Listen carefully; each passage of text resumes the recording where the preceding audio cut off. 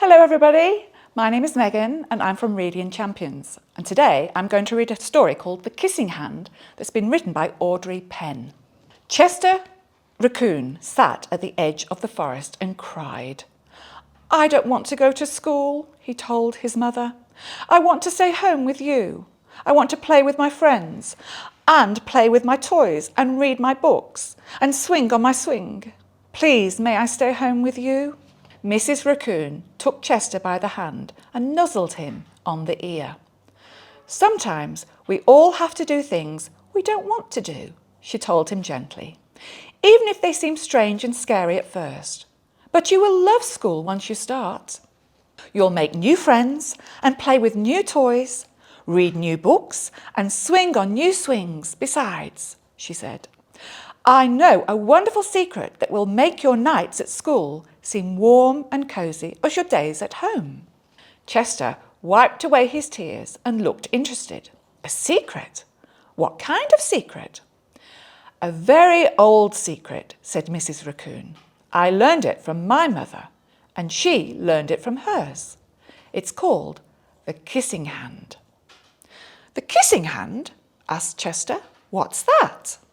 "I'll show you." Mrs. Raccoon took Chester's left hand and spread open his tiny fingers into a fan.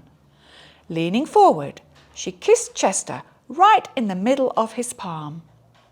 Chester felt his mother's kiss rush from his hand, up his arm, and into his heart. Even his silky black mask tingled with a special warmth.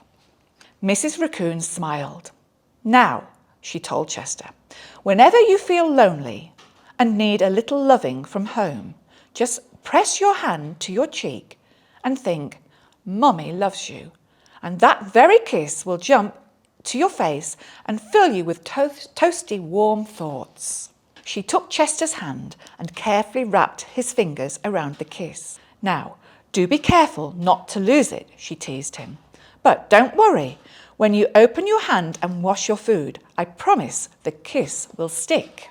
Chester loved his kissing hand. Now he knew his mother's love would go with him wherever he went, even to school. That night, Chester stood in front of his school and looked thoughtful. Suddenly, he turned to his mother and grinned. "Give me your hand," he told her. Chester took his mother's hand in his own and unfolded her large, familiar fingers into a fan.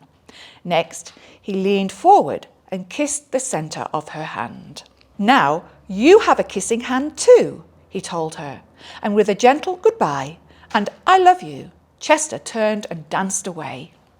Mrs. Raccoon watched Chester scamper across a tree limb and enter school. And as the hoot owl rang in the next new school year, she pressed her left hand to her cheek and smiled. The warmth of Chester's kiss filled her heart with special words. "I love you." And that's the end.